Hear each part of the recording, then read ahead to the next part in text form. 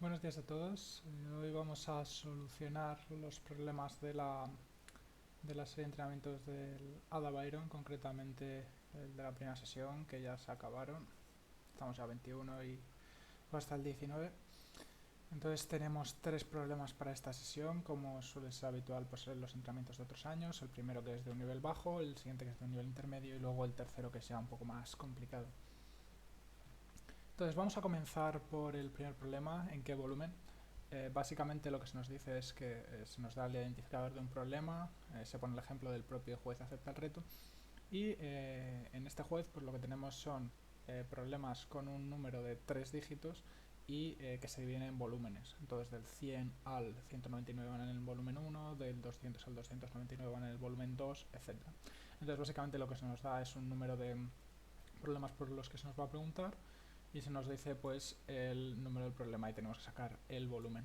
Entonces, evidentemente lo único que hay que hacer es simplemente dividir entre 100 y utilizar división entera, o bien otros lenguajes pues, que no tienen división entera, pues dividir entre, bueno, que sí que la tienen, pero la división por defecto pues no es entera, y si no sabéis cómo se hace, pues también se puede hacer la división decimal y simplemente redondear hacia abajo.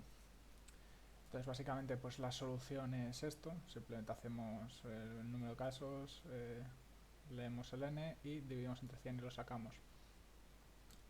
Como curiosidad, pues este problema apareció en la Olimpiada de Informática de Madrid, ¿vale? De este año, que es una competición pues, para alumnos de secundaria y que clasifica, bueno, de secundaria y bachillerato y que clasifica para la Olimpiada Nacional. Y era el primer problema y publicamos una serie de soluciones para estos problemas. ¿Sí? Entonces aquí tenéis por ejemplo la solución para este problema. Como el concurso, no sé si se podía usar Python en este concurso, en ese caso pues había que utilizar un operador diferente, pero en C++ pues es simplemente hacer eso. Pasamos al segundo problema. El segundo problema es a caballo por el viñedo. Entonces, en este problema lo que se nos da es un número de parras, digamos, y un número de uvas que queremos conseguir. Y se nos da el número de uvas que va a producir cada parra o que tiene cada parra. Entonces nosotros lo que queremos es recolectar la menor cantidad de uvas de forma que esa cantidad sea mayor que el número de uvas que queremos traer de vuelta, pero que sea la menor cantidad posible. ¿Vale? Si por ejemplo podemos recolectar 17 o 19 uvas, pues querríamos recolectar 17. Además, hay otra condición y es que las uvas se han de recolectar de parras consecutivas, ¿vale? No podemos coger, por ejemplo, en este caso, porque aquí nos da igual, son todas iguales, pero aquí, por ejemplo, podríamos coger 4, 4, 4, ¿vale? Habría que pues tener cuidado con eso. Entonces, ¿cuáles son los límites? Eh, tenemos que llevar entre 1 y 10 a la 9 parras de vuelta y podemos tener hasta 300.000 no sé si he dicho parras, uvas de vuelta es lo que hay que llevar y hasta 300.000 parras. Y básicamente lo que queremos es ir procesando este array y encontrar una solución lineal.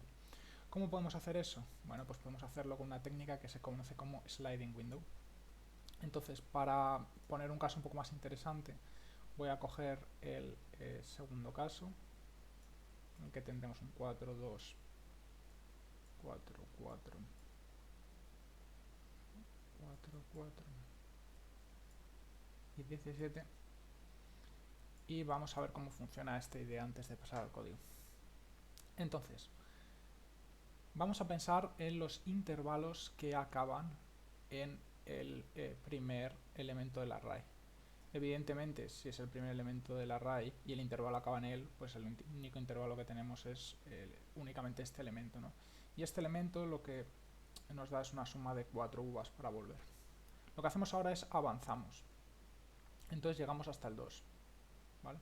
Entonces, ahora lo que estamos buscando son los intervalos que acaben en la posición 2.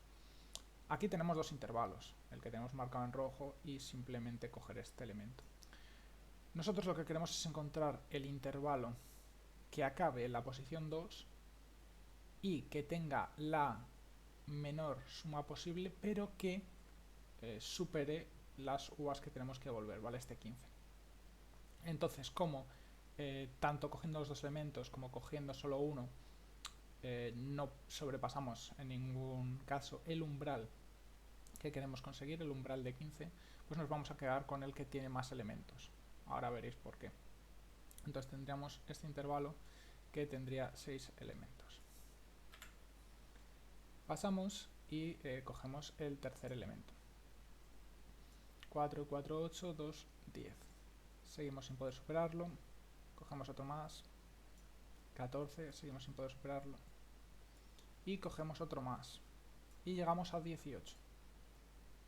Entonces este 18 ahora sí que supera los 15 que queríamos conseguir. Entonces ya como mínimo tenemos una solución, ¿vale? Sabemos que podemos conseguir 18 uvas. Es la única solución que hemos encontrado hasta el momento. Entonces, ahora, dado que tenemos una restricción, que es que tiene que ser de un intervalo consecutivo, si nosotros queremos quitar elementos a este intervalo, no podemos quitar cualquier elemento, no podemos dejar de coger estas dos uvas y quedarnos con 16 aquí. Lo que tenemos que hacer es quitar el primer elemento. Y como nos hemos pasado del 15, pues lo que vamos a hacer es quitar el primer elemento. De tal forma que cuando estemos en una posición, lo que vamos a fijarnos es en todos los intervalos que acaben en esa posición y que tengan una suma por encima de lo requerido, pero lo más pequeña posible. Entonces, cuando tenemos un intervalo, que es por ejemplo aquí el completo, que acaba aquí, y que supera al límite que se nos había impuesto, a la cota mínima que se nos había impuesto, lo que vamos a hacer es quitar de adelante hasta que volvamos a caer por debajo de los 15. Y en el proceso de quitar lo que vamos a hacer es irnos pegando a esos 15, ¿vale? Ahora tengo 18 y quite lo que quite, si sigue en el rango, si sigue siendo por encima de 15, va a mejorar este 18 aquí. La solución total podemos haberla encontrado en otro sitio y puede que esa no sea una mejor solución, pero sí que es un mejor candidato, ¿vale?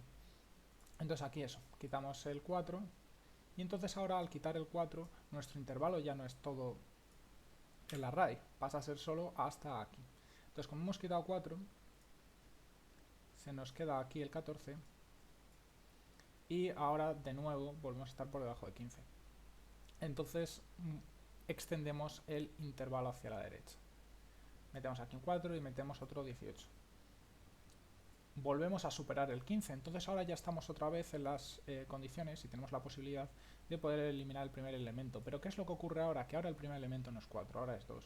Entonces eso nos lleva a un 16 y seguimos superando el 15, pero mejoramos la anterior solución encontrada. ¿Sí? Entonces eliminamos este 2 de aquí, ahora el intervalo llega hasta aquí y nos quedamos con el 16. Ahora, ¿qué es lo que tendríamos que hacer? Pues como seguimos superando el valor 15, tendríamos que quitar el primer elemento, ¿sí? Entonces de 16 pasaríamos a 12 y nuestro nuevo intervalo sería este. Estaríamos en 12, tenemos que sumar el 17, sumamos el 17 y pasamos a 29. Y ahora lo que tenemos que hacer es ir quitando, ¿vale? Con 29 pasamos a 25, aquí pasaríamos a 21 y aquí pasaríamos a 17. En todos estos casos seguimos superando el 15, así que podemos seguir quitándolos y en ningún caso lo que estamos haciendo es mejorar la solución, ¿vale? En caso de que la mejorásemos, pues la actualizásemos, nos quedaría en 17 y luego finalmente, como esto sigue superándolo, pues básicamente quitaríamos este elemento y nos quedaríamos en 0. Nos quedaríamos en 0. Entonces,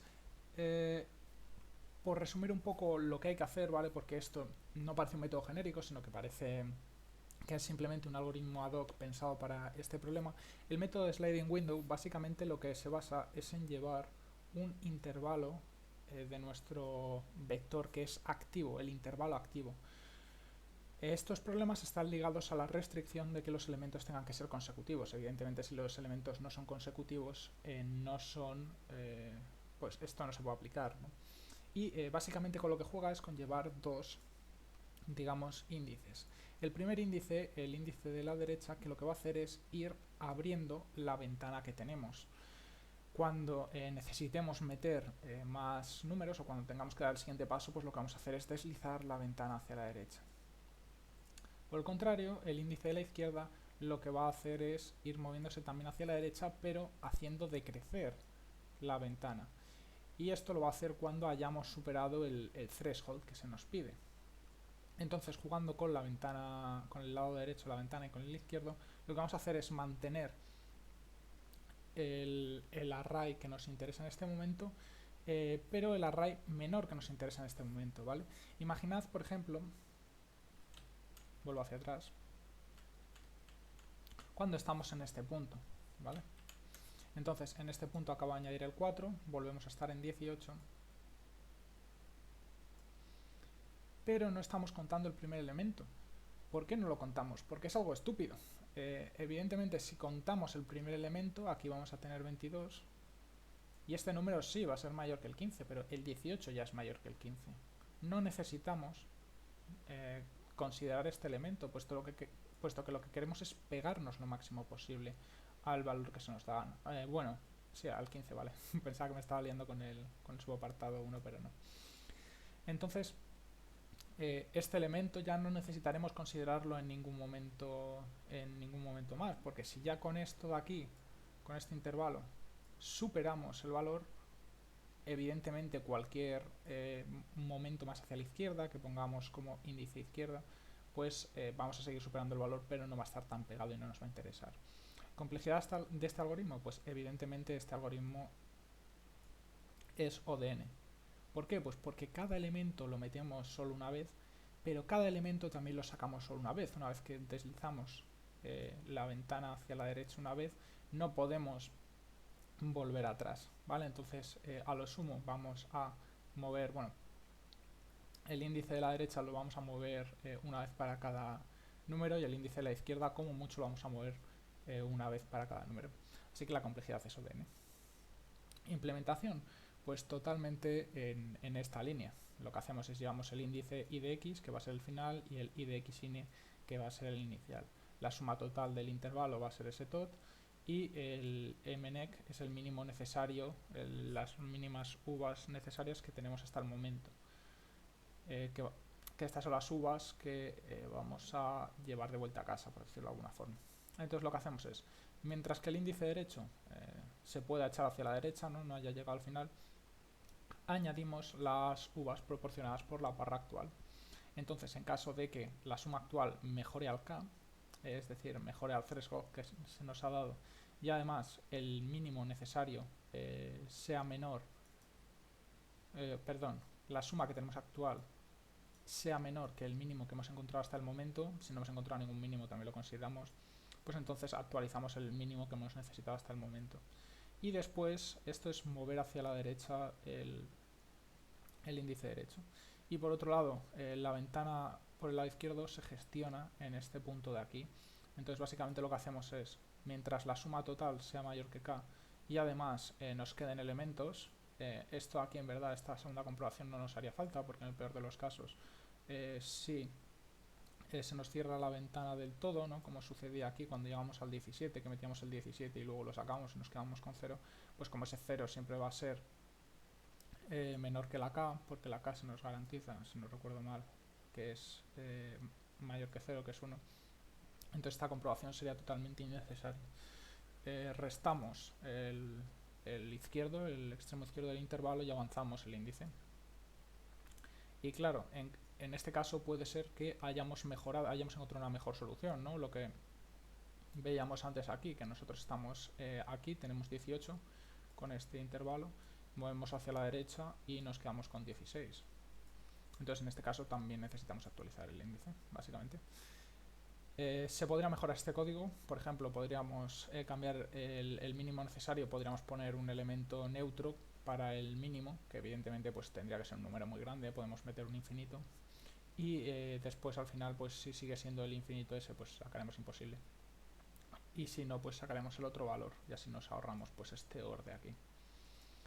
Y nos ahorramos este OR de aquí, y este aquí lo podemos también quitar poniendo que mnec sea el mínimo entre mnec y ese tot. Y ya estaría.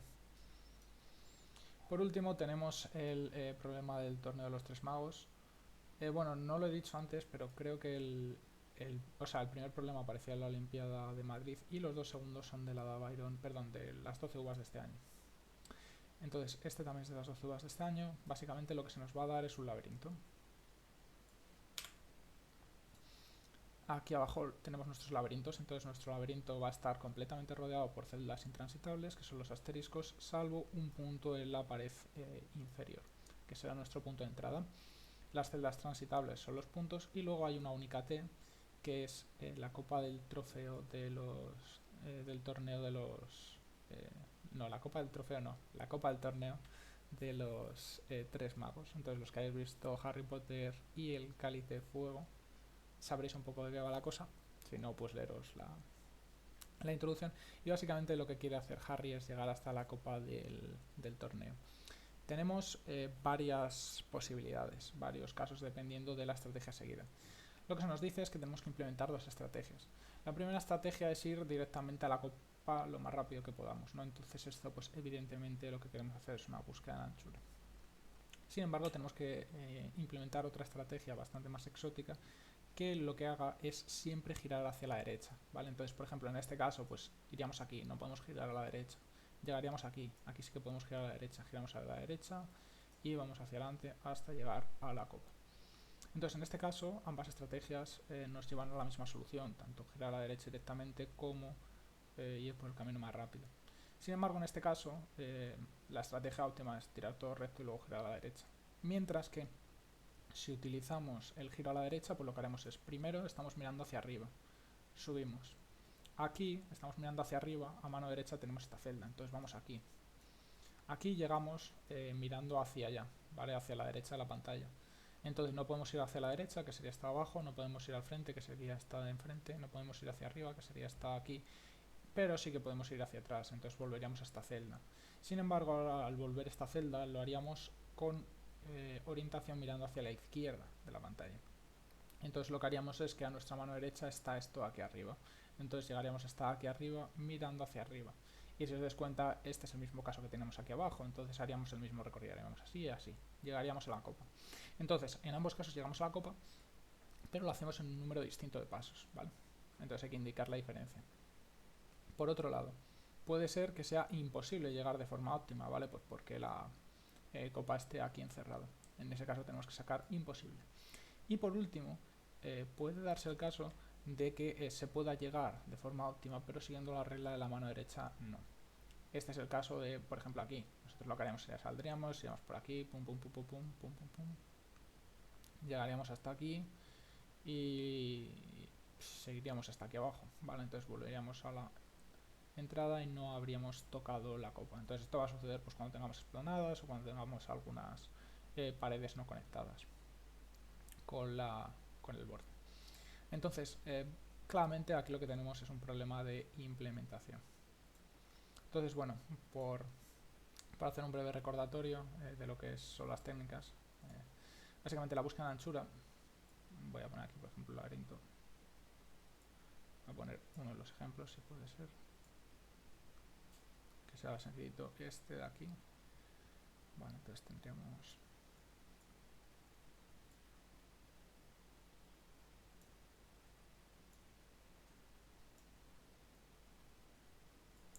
6 o 5, ¿vale? Entonces tendríamos esto aquí marcado.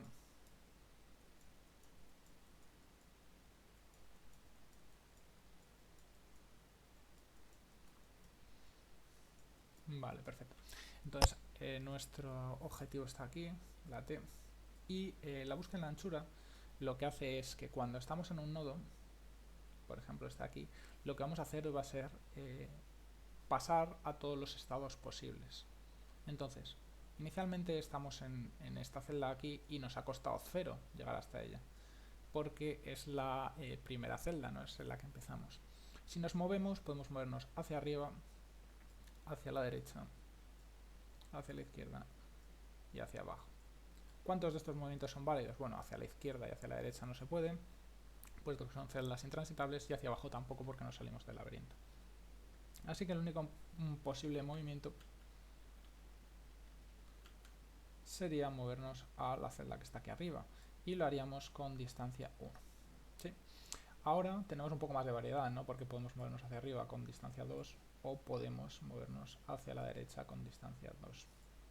Una cosa importante es que desde esta celda, por ejemplo, hacia la izquierda no nos podemos mover porque está bloqueada, pero hacia abajo tampoco nos podemos mover. En realidad sí que nos podríamos mover, pero lo que haríamos sería llegar a la celda abajo con distancia 2. Y esto es estúpido, porque nosotros queremos llegar lo más lejos posible, lo más lejos posible en el menor número de pasos posible, ¿no? Entonces si volvemos a bajar, pues llegaremos aquí con distancia 2 cuando podríamos haberlo hecho con distancia 0. Luego volveremos a subir aquí arriba con distancia 3 cuando podríamos hacerlo con distancia 1. Y entonces lo que estamos haciendo es expandir estados totalmente innecesarios. Entonces lo que vamos a hacer es llevar un marcaje de tal forma que si nosotros volvemos a una celda que ya ha sido visitada, pues como lo estamos expandiendo por orden de niveles, primero expandimos los que están a distancia 0, luego 1, luego 2, haber visitado ya una celda significa que la hemos visitado ya con menos pasos, entonces ya no nos interesa volver a visitarla. Entonces seguimos expandiendo y llegaríamos hasta el final. Entonces pues esto sería 0, 1, 2, esto aquí sería 3, esto aquí sería 4. ¿Vale? Este algoritmo pues se llama búsqueda en anchura o FS. Si queréis más información pues podéis buscarla, que hay mucha en distintas fuentes online. Entonces, ¿cuál es la implementación de esto? Pues muy sencillita. Básicamente lo que le pasamos es la celda inicial, la posición X y la posición Y la matriz. El marcaje es una matriz de booleanos con el tamaño de nuestra mazmorra y que inicialmente inicializamos todas las celdas a cierto. Entonces, este cierto, cuando una celda está cierto, significa que podremos transitar por ella porque no ha sido visitada antes, ¿vale? Hay que distinguir no poder transitar por ella porque no ha sido visitada antes o no poder transitar por ella porque está bloqueada, porque es terreno, pues, que no se puede atravesar. Luego, vamos a utilizar una cola.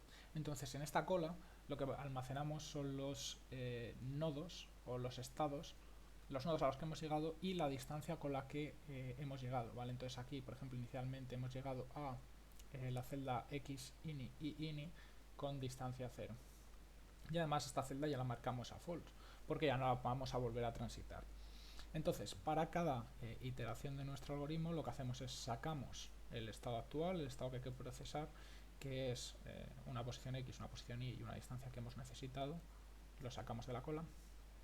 En el caso en el que hayamos llegado al trofeo por la construcción del algoritmo que ya hemos explicado antes, sabremos que lo hemos hecho ya con la mínima distancia posible, devolvemos dicha distancia, y en caso de que no hayamos llegado, pues tenemos que expandir los estados adyacentes.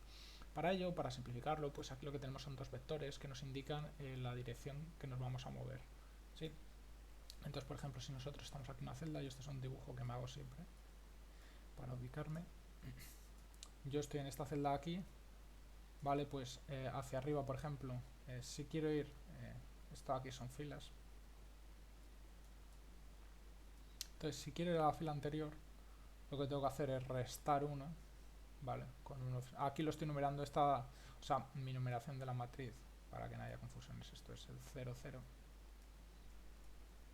y luego aquí abajo pues estaría el mn, dependiendo del alto y el ancho. Entonces básicamente moverme desde esta casilla, desde la casilla central, que es la que tiene offset 0 en las columnas y 0 en las filas. Si me muevo hacia a ver aquí por ejemplo, fila 0 y columna 1, vale, si me muevo hacia la derecha, básicamente lo que estaré haciendo es añadir un offset de 1 a las columnas y un offset de 0 a las filas. Si me muevo hacia abajo, estaré añadiendo un offset de 0 a las columnas y un offset de -1 a las filas. Bueno, aquí en vez de esto estaría moviéndome hacia aquí. En este problema, esto normalmente da igual cómo te muevas. En este problema sí que tiene mucha importancia en el siguiente apartado. En este apartado tampoco tiene mucha importancia, pero cuando hagamos la técnica a la mano derecha sí que hay que tener mucho cuidado con cómo lo colocamos. Luego a la izquierda y luego hacia abajo. Entonces para eso utilizamos estos offsets aquí y básicamente lo que hacemos es la posición siguiente pues será la posición actual más el offset de la columna y el ahí pues más el offset de la fila. Y luego lo que tenemos que decir es, vale, si la nueva casilla está dentro de la matriz, me sale el rango, no ha sido nunca transitada y además es terreno transitable, pues entonces lo que hacemos es pasamos al siguiente estado, que es en esa posición, y a distancia 1 más. Entonces cuando terminemos esto, pues si no se puede llegar, devolvemos -1, y si no, habremos pasado por aquí y habremos devuelto la distancia adecuada.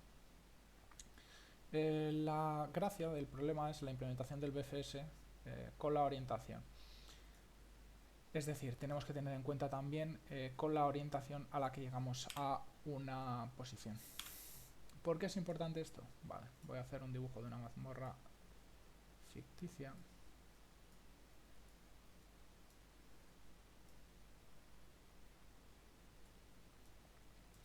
Que es esta mazmorra de aquí. Vale, entonces esta aquí es intransitable, esta aquí es intransitable, intransitable e intransitable. Tenemos nuestro trofeo aquí y nosotros vamos a empezar en esta casilla mirando hacia arriba. ¿Sí? Entonces, ¿qué es lo que vamos a hacer? Nosotros vamos a llegar a la celda central y vamos a girar hacia la derecha. Vamos a seguir todo por aquí y vamos a volver a esta casilla aquí orientados hacia abajo. Muy importante recordar siempre la orientación. Y esto lo que nos va a llevar es a llegar a esta casilla central que ya habíamos visitado pero con una orientación distinta.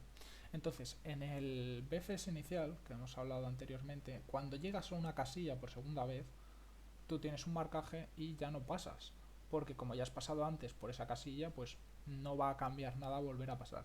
Pero aquí sí que cambia, porque aquí un estado no es solo la posición en la que nos encontramos, es tanto la posición en la que nos encontramos como la orientación con la que llegamos, ¿sí? Entonces aquí, como llegamos con una orientación distinta, el giro a la derecha es ir hacia otro lugar, concretamente llegar hasta el trofeo. Entonces esta es la diferencia entre encontrar el trofeo. Entonces, una vez hemos hecho esta observación, pues el problema es básicamente lo mismo. Ahora nuestro marcaje, en vez de ser una matriz bidimensional, con el tamaño de nuestra mazmorra, va a ser una matriz tridimensional, con el tamaño de nuestra mazmorra y una tercera dimensión en la que vamos a guardar cada una de las orientaciones. Es decir, pues ir así, ir así, ir así o ir así, porque dependiendo de la orientación, pues girar a la derecha va a tener un significado u otro. Entonces, si nosotros llegamos a un cierto punto, que sea el que tiene la copa, pues devolvemos la distancia actual.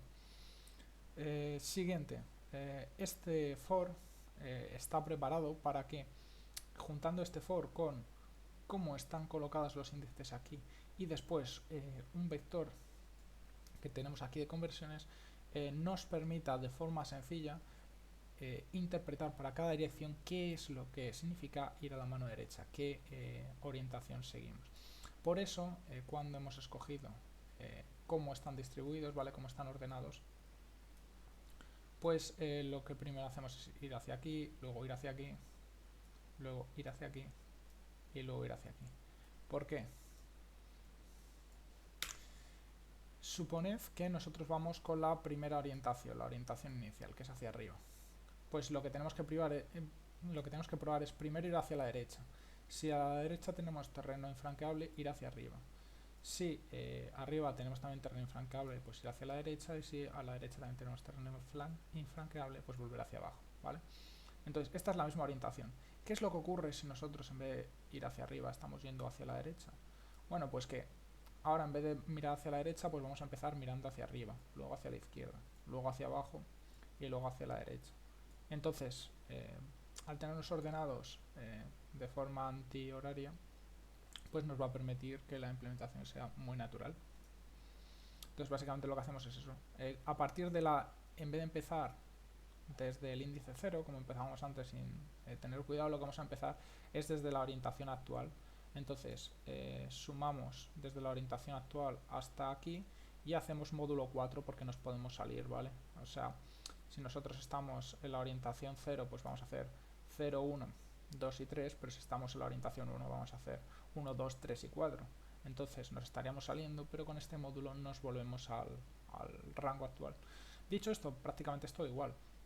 Calculamos la x y la y de forma totalmente análoga. De nuevo comprobamos que no nos salgamos de la matriz y aquí es donde viene la segunda clave de nuestro BFS a la derecha, que es si la celda no, o sea, si hemos transitado por la celda a la que tendríamos que ir con la orientación a la que pasaríamos, pues nos salimos, digamos. Entonces este break es el equivalente a esta condición de aquí. Pero ahora, en vez de solo mirar la posición en la que nos encontramos, nos fijamos también la orientación con la que vamos a llegar, no la orientación con la que vamos actualmente. Es decir, si nosotros vamos con esta orientación y hacemos el primer movimiento, que sería girar hacia la derecha, en lo que tenemos que fijarnos es en el giro hacia la derecha, ¿vale? Entonces, para transformar la orientación que llevamos actualmente en la orientación con la que llegaríamos, pues tenemos esta tabla de conversiones. Por último, si el terreno es infranqueable, o sea, si el terreno no es infranqueable, pues entonces lo que hacemos es metemos este estado. En caso de que el terreno fuese infranqueable, pues lo que haríamos sería tiraríamos para atrás. Aquí el orden de esto da un poco igual, porque si el terreno es infranqueable, evidentemente nunca vamos a haber visitado esto, entonces va a estar a true. Y si el terreno es infranqueable, perdón, y si si es infranqueable, esto va a estar a true y nos va a dar igual que está aquí. Y si no es infranqueable, pues si no hemos pasado por ahí, pues podremos pasar. Y si ya hemos pasado, pues no podremos pasar. Entonces el orden de esto, aunque quizás no es el más lógico, sí que se verifica. Lo que hacemos es metemos este estado y marcamos el estado. Ya lo tenemos. Entonces básicamente en el cuerpo de la función, pues simplemente lo que tenemos que hacer es, o sea, en el cuerpo del problema, lo que hacemos es leemos la matriz, guardamos la posición de inicio, lanzamos el BFS óptimo. Si el BFS óptimo no nos permite llegar, pues el que no es óptimo tampoco nos va a permitir llegar, sacamos imposible. Y en el caso contrario, en el caso que podamos llegar con el BFS normal, pues probamos con el de la derecha. Y dependiendo de lo que nos devuelva, que también nos devuelve la distancia, pues si es imposible devuelve infinito. Si es posible y se tarda lo mismo, pues devolvemos igual. Y si hay diferencia, pues devolvemos la diferencia. Y ya estaría. Espero que haya quedado todo claro y si tenéis cualquier duda dejadla en los comentarios. Un saludo y nos vemos.